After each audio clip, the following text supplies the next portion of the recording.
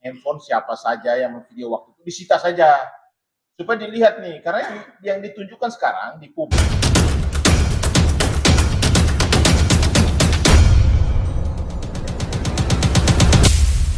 Kubu korban dugaan perundungan atau bullying SMA Binus School Simpruk, Kebayoran Lama Jakarta Selatan, hari ini klaim membawa berita acara pemeriksaan BAP terbaru pada Senin, 23 September 2024.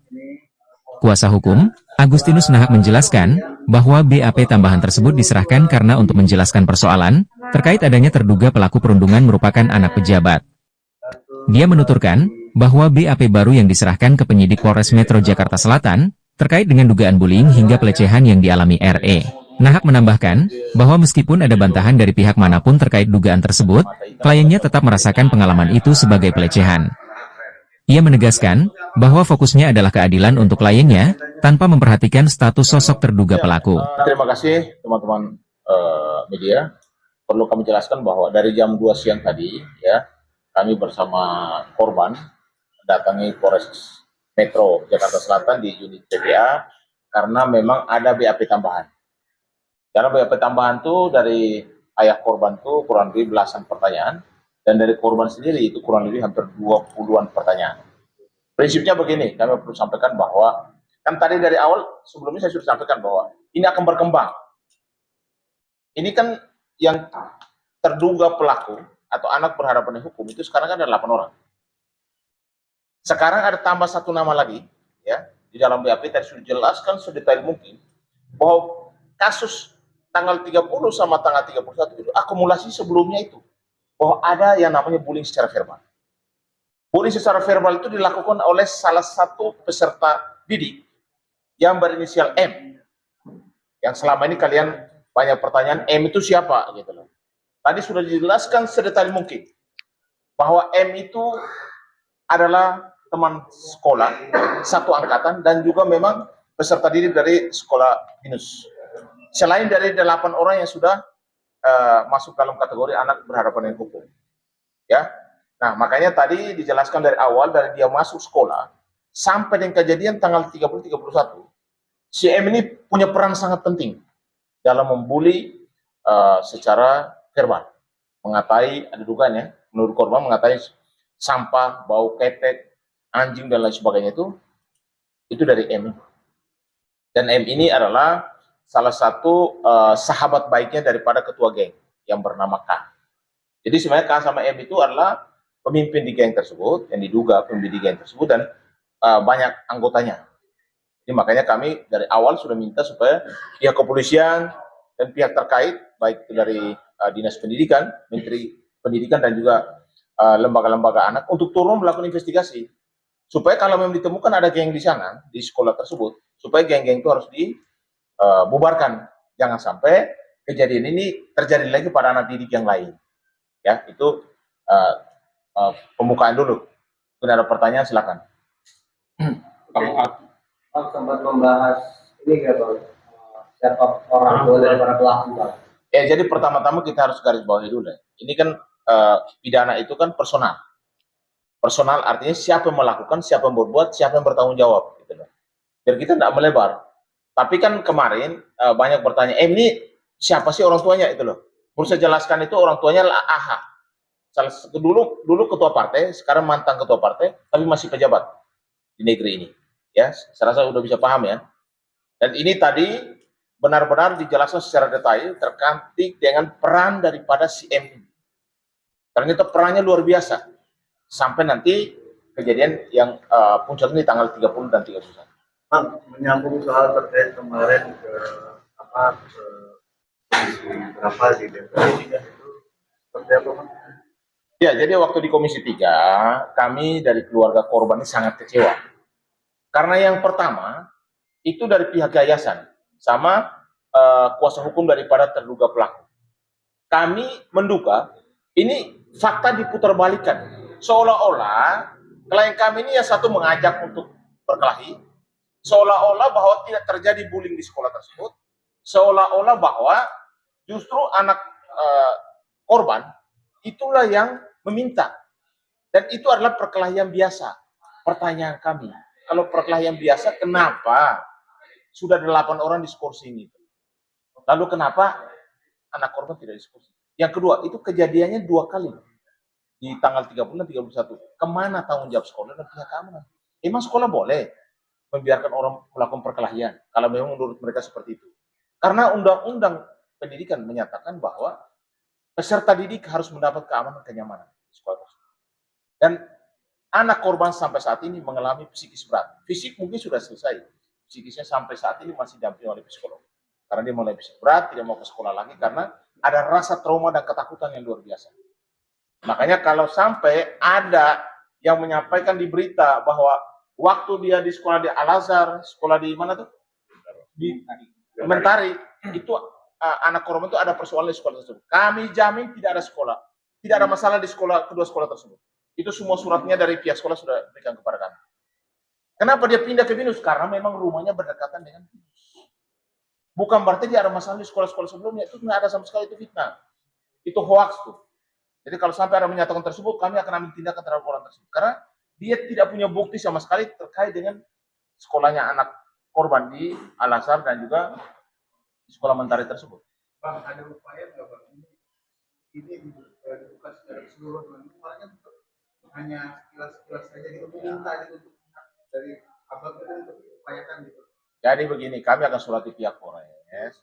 Sebenarnya yang namanya pegang handphone siapa saja yang memvideo waktu itu disita saja. Supaya dilihat nih, karena yang ditunjukkan sekarang di publik itu adalah video yang menguntungkan pihak korban. Kan itu kan dugaan kami itu diedit itu. Itu kan di tanggal 27 CCTV-nya, lalu videonya tanggal 31 nggak ada sama sekali gitu, yang ditunjukkan. Makanya kami minta supaya CCTV seluruh di wilayah itu disita oleh pihak penyidik dan juga video itu waktu kejadian itu supaya disita juga. Siapa yang memvideokan, handphonenya disita saja supaya dicek. Jangan sampai diberikan kepada penyidik oleh kuasa hukumnya itu sudah ada dugaan di edit itu. Kami minta video yang lengkap karena kejadian itu panjang, bukan sepotong seperti itu. Bang, ada saksi dari pihak korban? Kalau saksi dari pihak korban waktu kejadian itu ada, tapi yang pihak klinik sama ibu guru ya. Waktu kejadian dia luka-luka, dia sembunyi di tangga dan dibawa ke apa? Saksi yang menyaksikan banyak.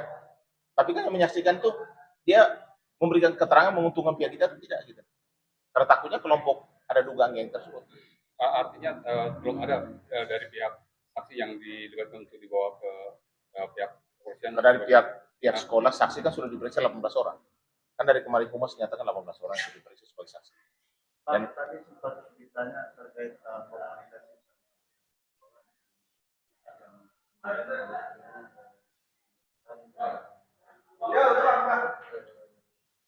luka ya, apakah tadi dia terkait adanya luka apa? dari pihak sekolah dan ada bapak input dan tidak bisa akhirnya pamannya cerita saya di posisi. oke. Di atas tadi seperti tanyakan hal itu kan? Oh iya, memang tadi cukup banyak pertanyaan dari siang sampai malam ya untuk anak saya dan terus juga. Ada 18 pertanyaan yang saya. Karena kalau untuk luka tersebut memang waktu itu anak saya dijemput oleh driver saya gitu ya. Ini cukup panjang ya sebelumnya untuk cerita gitu. Tapi kesimpulan begitu dijemput sama driver saya itu dalam kondisi bibir di sininya bengkak, dalam di sininya pecah ya, robek, dalam sininya robek, ininya bibirnya bengkak, pipi di sebelah kanan ininya memar. Ini yang saya menyaksikan langsung ya. Terus kepala sebelah kirinya juga bengkak, benjol ya. Jadi bukan memar, benjol gitu ya Pak ya. Terus dadanya sakit, terus punggung di sininya juga sakit. Memang perbedaannya untuk anak darah Fidelkian ini anak saya ini segitu panjang permasalahan anak saya ini tidak pernah melaporkan kepada kami selaku orang tuanya. Jadi diam-diam aja berupaya untuk menyelesaikan sendiri. Seperti itu Pak. Sekaligus memberikan barang bukti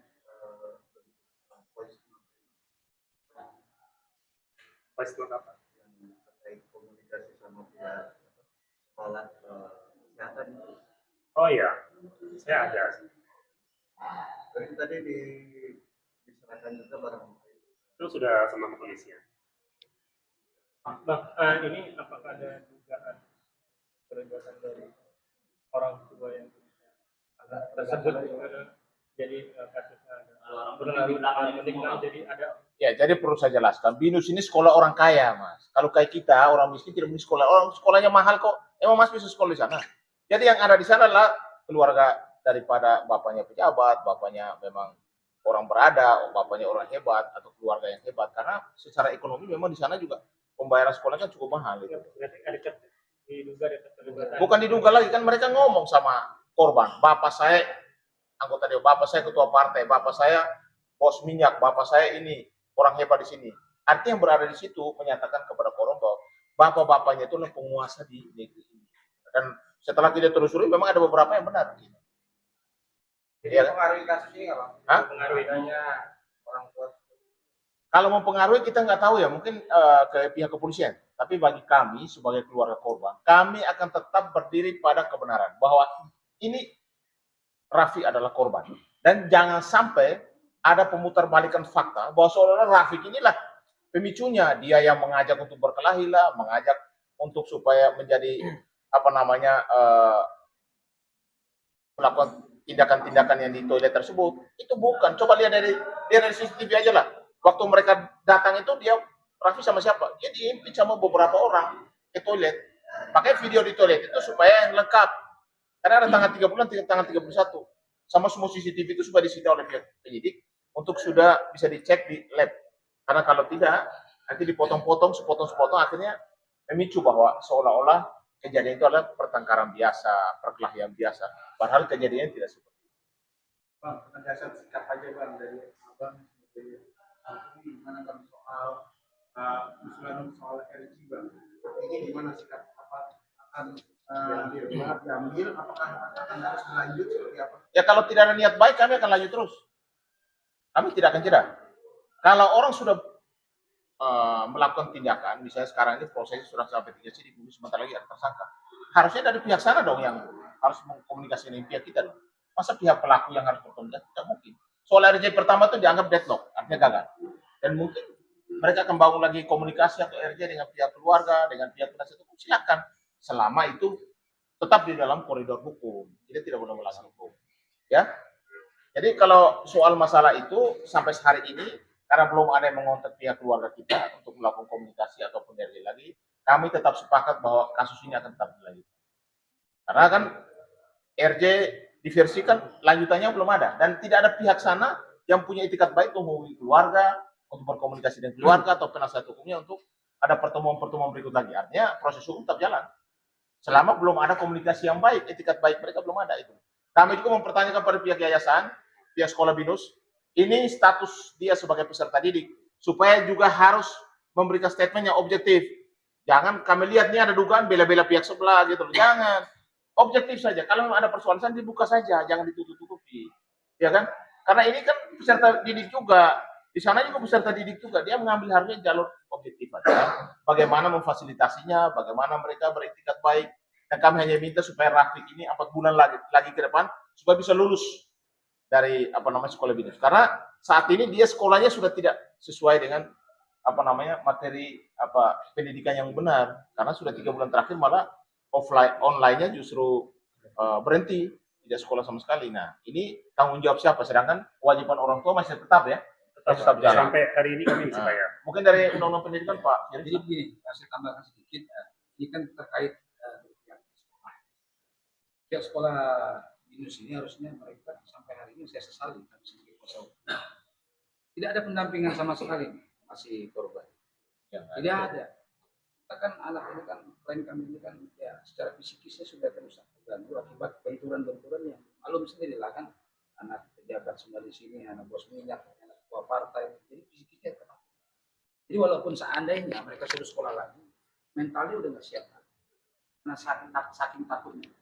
Nah di sini juga seharusnya kan di aturan hukum itu jelas. Di Undang-Undang 35 tahun 2014 itu, di sini kita sesali pihak sekolah kenapa melakukan pembiaran. Ini kan melakukan pembiaran ini ada konsekuensi, ada ancaman hukuman.